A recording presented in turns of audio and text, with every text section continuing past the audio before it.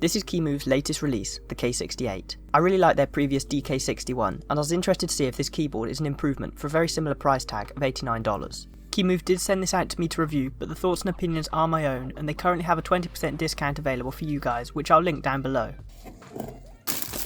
Opening up the box, you'll see the plastic dust cover Kemove provide with their keyboards. A braided USB-C cable, wireless dongle, and of course the keyboard itself. The really noticeable thing when you take this out of the box is that it does have a decent weight to it. I like heavy keyboards as they feel premium and it can also improve the sound. This keyboard has 3 options for connectivity: wired, 2.4 GHz, or Bluetooth, and does include a 300 mAh battery. I personally prefer using my keyboards wired, but you do have those other options if you wanted to use them. This keyboard comes in 2 main colours, black or white. I did go for the white variant as I generally prefer lighter coloured keyboards, but like many things in this hobby, it's all personal preference. When it comes to the switches on this keyboard, Kemove have a pretty good selection to choose from. Main variants of Gateron switches are available, as well as 3 variants of cherry switches. I was sent the variant with Gateron red switches. These are linears and do feel nice and smooth, as you would expect from Gateron. Opening up the switch, we can see that surprisingly, they do actually have a light coating of lube applied from the factory, which is really nice to see. This is especially good if you don't have the time or simply don't want to lube the switches. Now of course, you will get better results hand lubing each switch, but these definitely feel better than stock, and it's up to you whether you want to invest the time.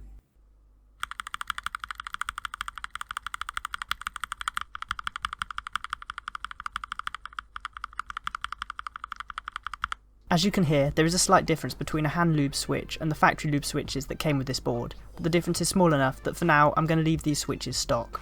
The PCB comes with KL style sockets which should fit a wide variety of switches. I've tested several great budget options, the Acco CS range, KTT Kang White and of course Gateron switches, and all fit perfectly. The obvious thing I haven't mentioned is that this keyboard comes with low profile keycaps. They have a pretty normal looking font and do have lots of extra symbols to help with various functions of this board. As to the sound of this keyboard, the keys actually sound pretty good stock, but there's definite room for improvement with the larger keys. But before we get this thing sounding as good as possible, let's take a quick listen to the stock sound test.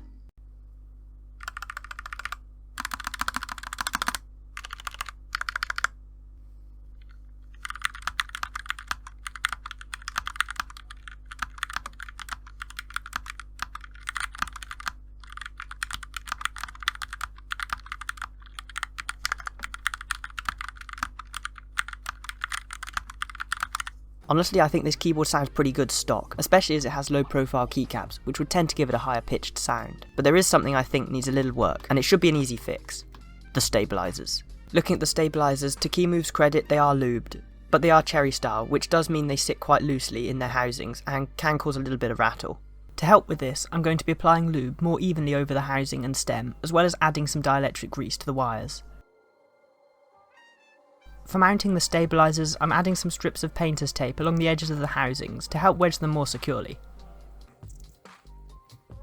With the mods to the spacebar done, I'm going to go ahead and do the same thing to the rest of the larger keys.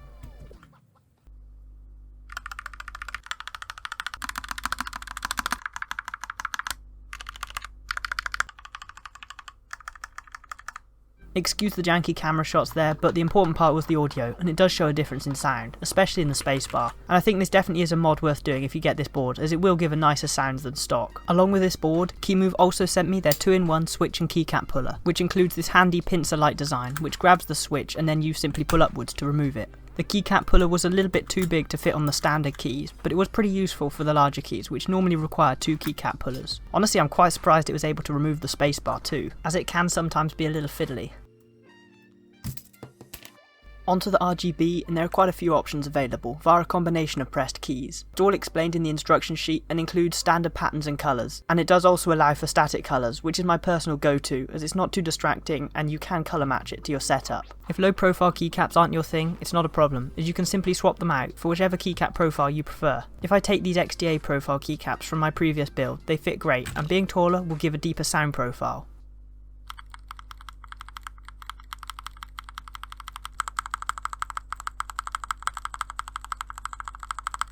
As ever, if you want to pick this up, I will have links down below, and at the time of uploading this video, Kemove have a 20% off sale going on, so check out the links in the description if you're interested, and I'll leave you guys with a sound test of the keyboard with the modded stabilizers.